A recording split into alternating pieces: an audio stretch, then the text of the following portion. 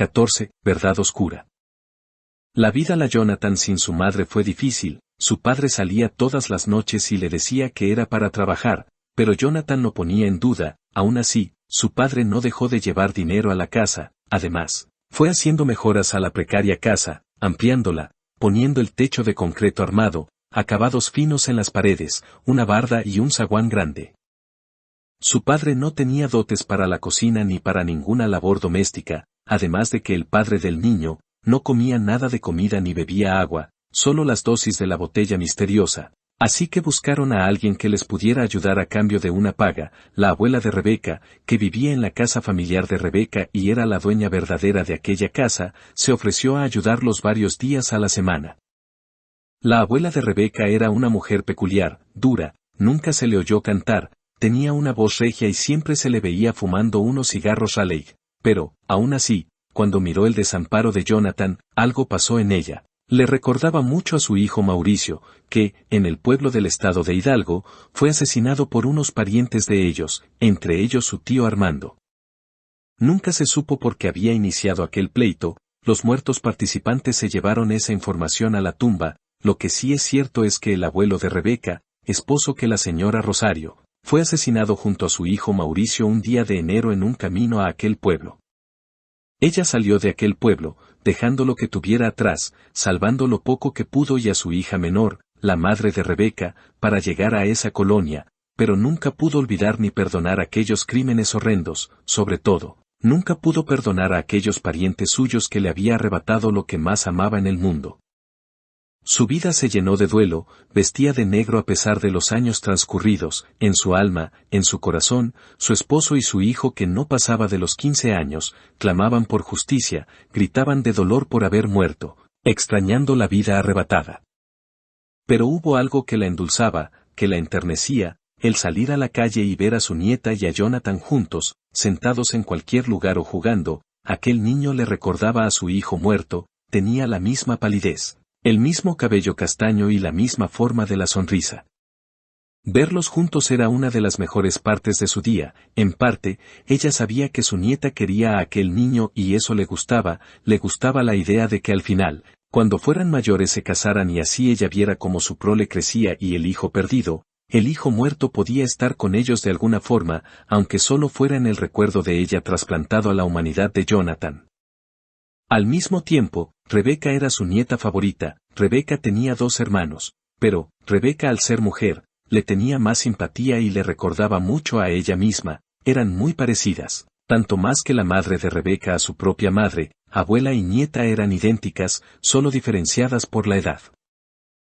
Fue esta familiaridad, esta semejanza, esta posibilidad en un mejor futuro que a la abuela, la señora Rosario, le dio la esperanza de que su nieta fuera feliz en el futuro, que Rebeca viviera lo que ella no pudo, que tuviera hijos, que se casara de blanco con un diseño que había hecho pensando en la boda de su nieta, el mejor que había hecho, el más bonito, el más hermoso.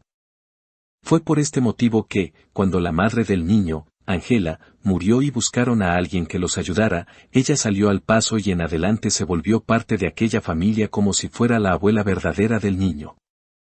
No podía ayudarlos todos los días, pues, buscó un local para abrir una boutique para vender vestidos de novia, eran sus propios diseños y ella misma los hacía en su casa. Contrató a un muchacho afeminado pero muy amable y hábil para las ventas, para atender mientras ella los hacía y atendía a Milton y a Jonathan.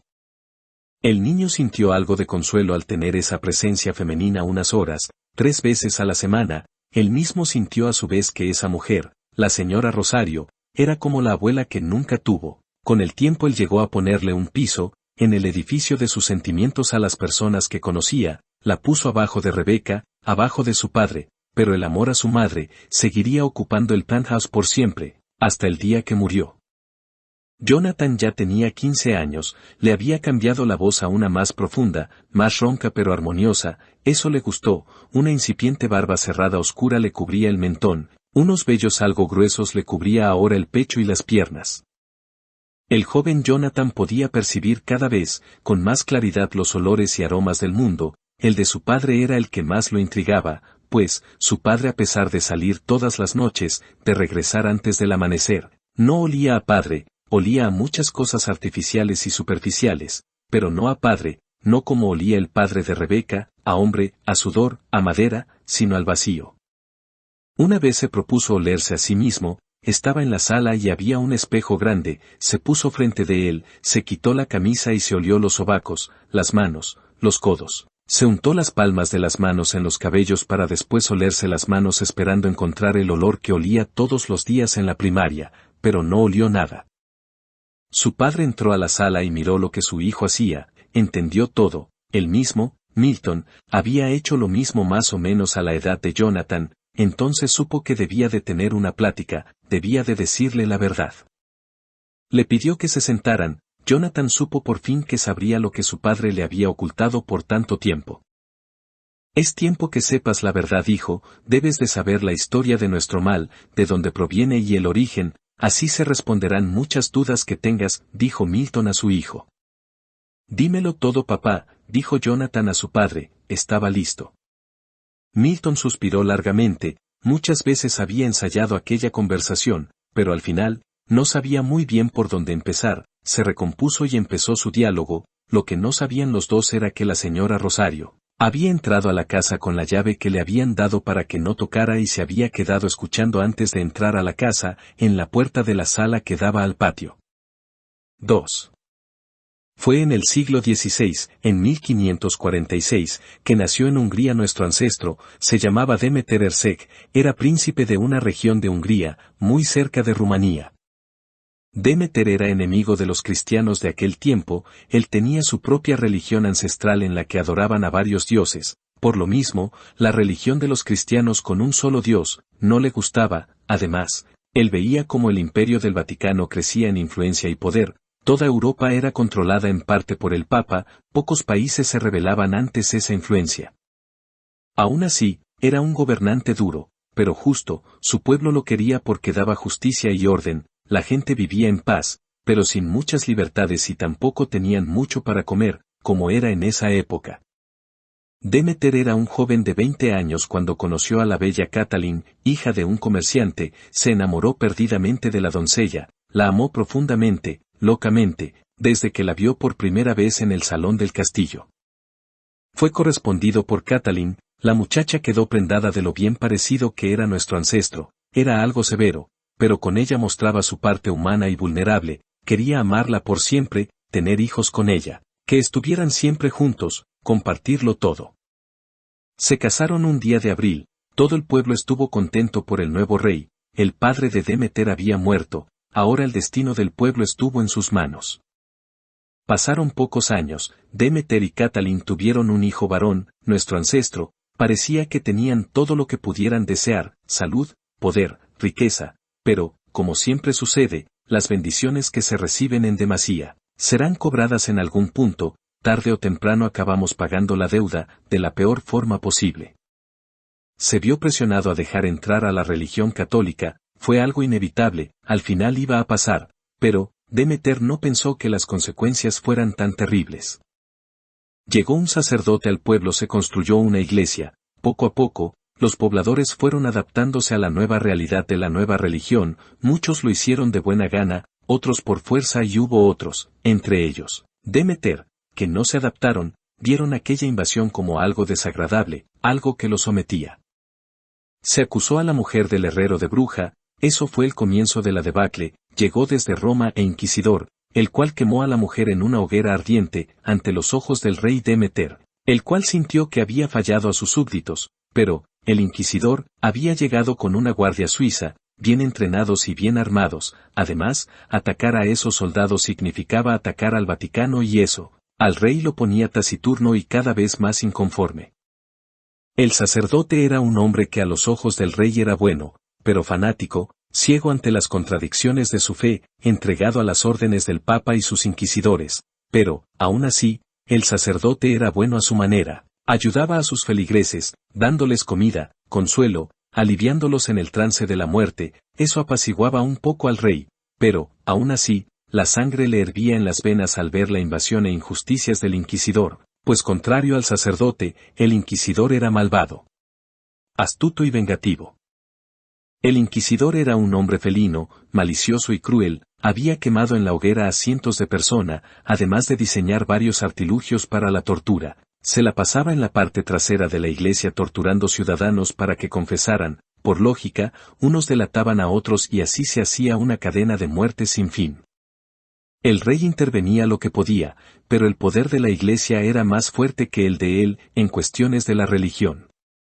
Todas las semanas la gente tenía que soportar el olor de la carne quemada en la plaza, la gente vivía aterrorizada, el pueblo tranquilo y amable que fue alguna vez, ahora era sombrío, triste y la gente empezó a dejar el pueblo, con la esperanza de sobrevivir al asedio de aquel hombre implacable, pero Demeter no podía irse, sentía de una forma clara que había fallado, dejando entrar a su casa al enemigo, dejando que fuera cada vez más fuerte.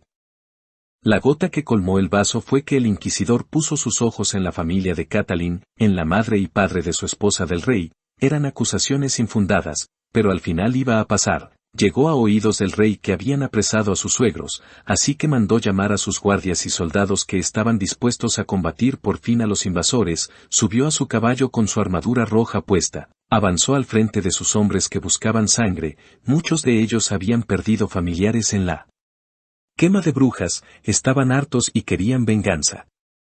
Alguien avisó al inquisidor y al sacerdote que el rey avanzaba y que iba por ellos. El inquisidor, sabiendo que sus horas estaban contadas, urdió un plan y lo iba a ejecutar con toda la malicia de la que era capaz aquel hombre. Obligó al sacerdote a llamar con las campanas a la iglesia a los feligreses católicos, así lo hicieron y unos 100 pueblerinos acudieron a la iglesia sin saber lo que pasaba. Los hicieron pasar a la iglesia y cerraron las puertas para que nadie saliera, los guardias suizos se quedaron afuera de la iglesia temiendo lo que les esperaba. Llegó el rey ante los guardias, habló con voz dura y potente. El tiempo del terror ha terminado, has sido cruel con mi pueblo sin motivo, pero aún así te daré la oportunidad de irte con tu gente, váyanse y no vuelvan, si regresan, así sea el mismo papa, morirán todos por mi espada.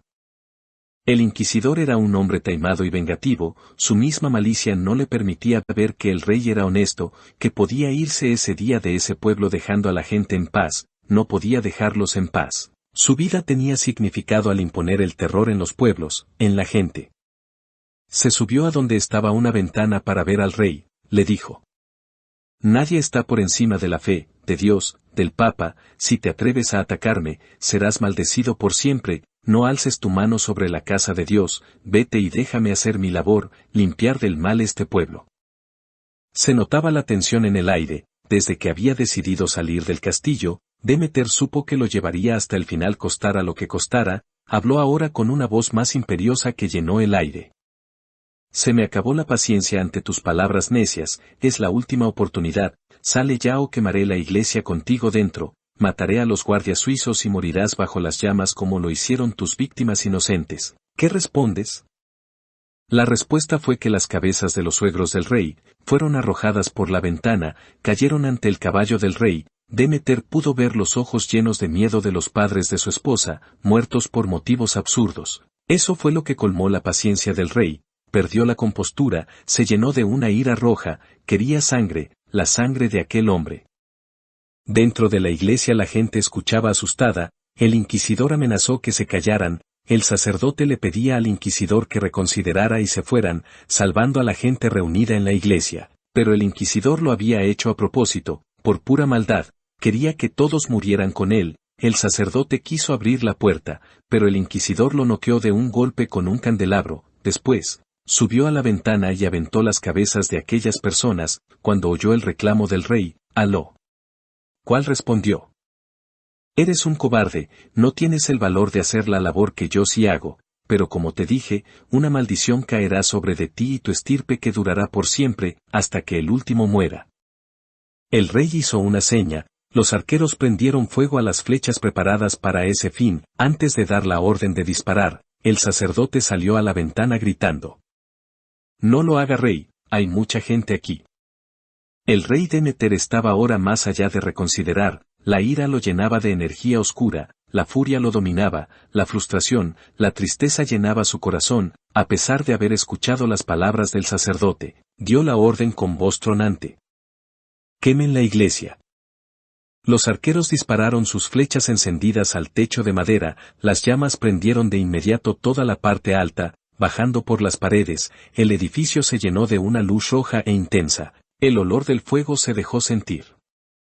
Los soldados del rey atacaron a los guardias suizos a pesar de que estos se rindieron y tiraron sus armas, el rey no detuvo a sus hombres, él mismo avanzó matando a varios, fue una carnicería, una masacre. Los soldados del Papa morían a manos de la gente de aquel pueblo, fue una matanza horrenda y salvaje, la gente salió de las casas y se unió a la violencia hacia aquellos hombres que solo hacían su trabajo, muriendo lejos de su patria por una causa que no necesariamente compartían. Los gritos de la gente dentro de la iglesia se escucharon, eran gritos de dolor y desesperación, trataron de abrir la puerta, los hombres del rey preguntaron si debían abrir, para que la gente se salvara, pero Demeter dudó, si abrían la puerta se arriesgaba a que el inquisidor escapara en el caos, le dolía dejar a aquellas gentes morir, pero no había opción, después de todo. En su corazón sentía rencor por aquellos que había cedido y caído en aquella religión invasora, ellos en parte eran culpables al unirse a aquel credo, ellos le había dado poder a aquellos católicos, si morían moriría esa fe maliciosa en aquel pueblo para siempre, era una especie de purificación por fuego, como lo hiciera el inquisidor. Déjenlos que se quemen, dijo a sus hombres y se quedaron ahí, mirando como el fuego lo consumía todo, al pasar el tiempo, los gritos fueron cesando, los golpes en la puerta se hicieron más débiles, hasta que todo se quedó en silencio, las voces se callaron definitivamente y ya solo se escuchaba como el fuego lo consumió todo. 3. Regresó a su normalidad esperando la represalia del Vaticano, pero pasó el tiempo y no llegaron noticias de que se hubiera sabido lo que sucedió aquel día, todo estaba normal, la gente volvía a la rutina. Demeter pensó que todo sería normal en adelante, pero llegó el día que tuvo un sueño, en el sueño se le aparecía una mujer vestida con un vestido blanco y un velo que le cubría el rostro, Demeter no podía moverse, solo ver y escuchar, fue entonces que la mujer habló y le dijo: Tu causa fue justa, pero te excediste, fuiste igual que el inquisidor, entre ustedes no hubo diferencia, los crímenes del inquisidor están siendo pagados por aquel hombre de una forma dura, tú debes pagar por tu crimen. En adelante, tendrás sed y hambre de sangre, solo te saciarás con la sangre de las doncellas vírgenes, deberás alimentarte, como lo hace un animal carnicero, tendrás los mismos sentidos agudos, beberás, pero nunca dejarás de sentir la sed y el hambre, solo los calmarás, tu pelo se hará de plata para que todos sepan quién eres a pesar de donde vayas tú y tu estirpe, nunca podrán estar con el ser amado, tu esposa morirá entre dolores mientras la ames, ese será tu castigo más grande. Están destinados a estar solos, nunca podrán amar y ser amados, si te aferras a estar con la persona amada, la condenarás a la muerte.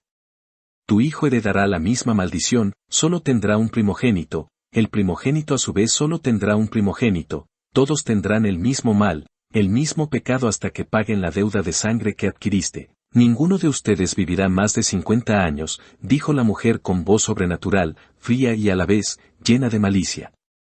Demeter estaba lleno de horror, de miedo y tristeza, pero alcanzó a decir con unas palabras balbuceantes: ¿Qué puedo hacer para pagar mi deuda? Con gusto la pagaré.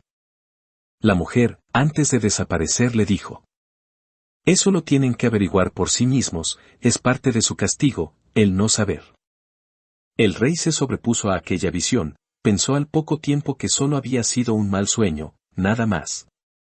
Pero se dio cuenta ese mismo día que tenía sed y hambre, pero cuando le pusieron el desayuno ante él, no pudo comer nada, quiso dar un bocado a la comida, pero no pudo, le daba asco, luego, quiso beber la leche de cabra, pero tampoco pudo, quiso beber agua y le era imposible, pero la sed y el hambre seguían presentes. Al terminar ese día sin haber podido probar nada ni beber, se dio cuenta que la visión había sido real, que tenía una maldición, recordó las palabras de aquel ente, solo se saciaría con la sangre de una doncella virgen.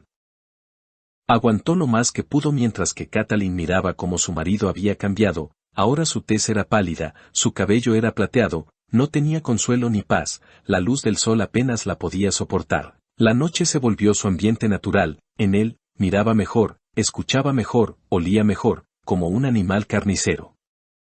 Estuvo así varios días hasta que no pudo aguantar más y salió a la negrura de la noche, llegó al pueblo, buscó con su olfato el aroma de la doncella virgen, encontró una durmiendo en una habitación de la parte alta de esa casa, entró por la ventana de un salto enorme y ágil, el olor de la sangre era demasiado fuerte y atrayente, él, Demeter, el hombre que juró proteger a su gente, buscó el cuello de la doncella durmiente, le clavó los colmillos y se sació de sangre por fin.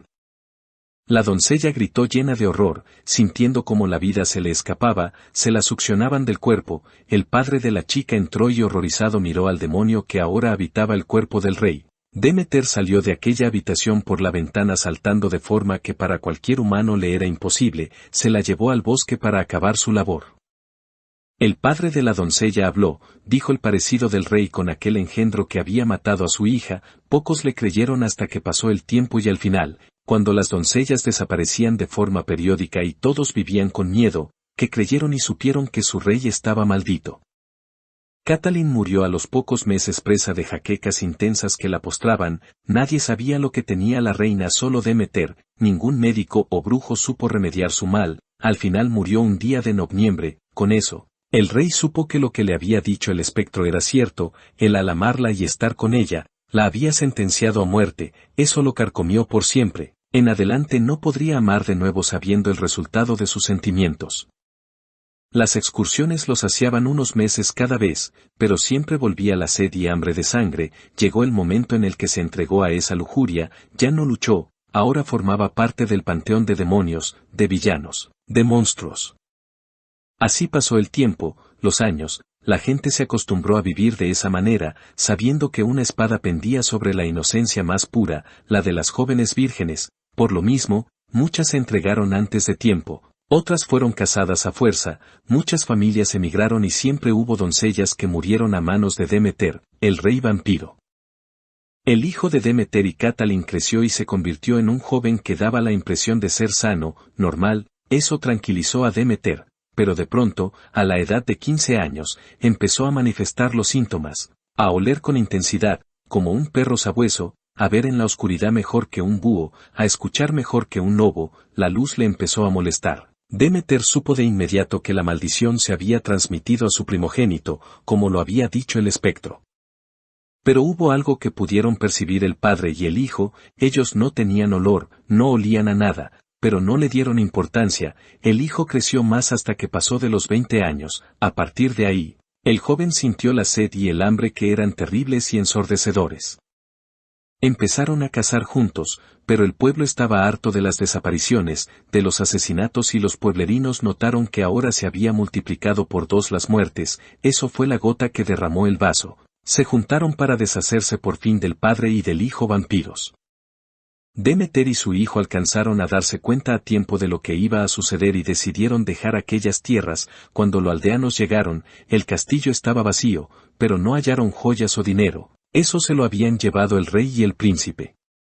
Anduvieron por Europa hasta que el padre, Demeter murió, había estado palideciendo y adelgazando hasta quedar sin fuerzas, hasta que ya ni siquiera la sangre lo animaba, murió al cumplir los 50 años. El hijo se vio solo ante el mundo, ahora con el cabello plateado como el padre, vivió en varios países, siempre huyendo hasta que la situación se volvía insostenible y se iba a otro lugar.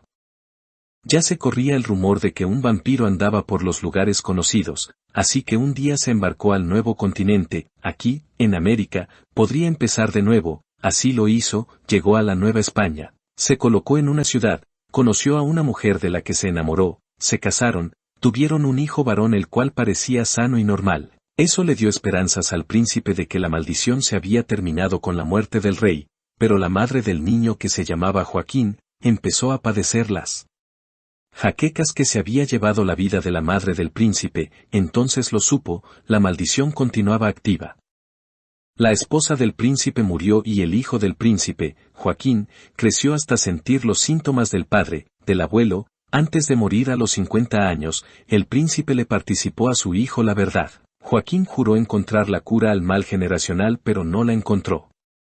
Joaquín se casó, el cabello se le volvió plateado, él también acudió al llamado de la sangre, a matar doncellas vírgenes, se enamoró con el abuelo y el padre y se casó con una mujer a la que amaba profundamente. Al cabo de unos años, murió la mujer, no sin antes darle un primogénito varón a Joaquín, de esta forma perpetuándose por varios siglos esta circunstancia, esta maldición de la que no somos culpables. No entiendo cómo un Dios puede ser tan injusto con nosotros, nunca lo entenderé, todo. Esto lo supe de un sabio de Hungría, el cual tenía en su colección de libros antiguos e incunables, el diario de nuestro antepasado, así supe parte de la historia, la otra parte la supe investigando en archivos polvorientos, pero una buena parte de nuestra genealogía se perdió, no la supe y de hecho.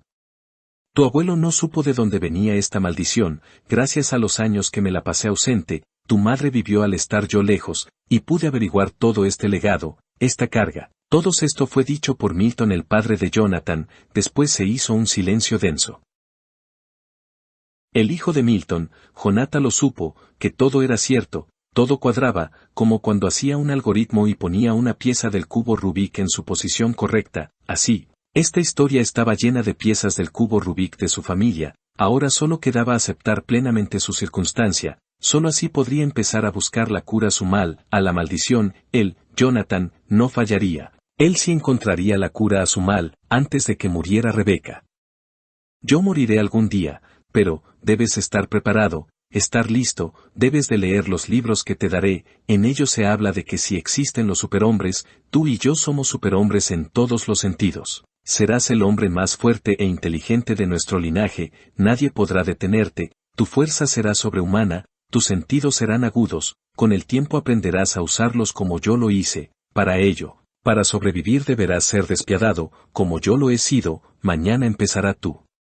Entrenamiento hijo, dijo el padre al hijo. De alguna forma a Jonathan le gustó saber esos datos, fueron buenos para su ego, para sentirse importante, saber que tenía un lugar en el mundo más allá de una vida ordinaria, él, no era ordinario, era el descendiente de un rey, él era un superhombre. La señora Rosario se quedó pasmada ante la revelación y decidió guardársela, empezó a urdir planes malévolos hacia su propia venganza, su venganza personal hacia aquellos parientes que había matado a su esposo e hijo. Había sido débil, solo una mujer indefensa que huyó de aquel pueblo, pero ahora podía ser una mujer fuerte, tenía en sus manos a un arma poderosa, la usaría a su debido tiempo.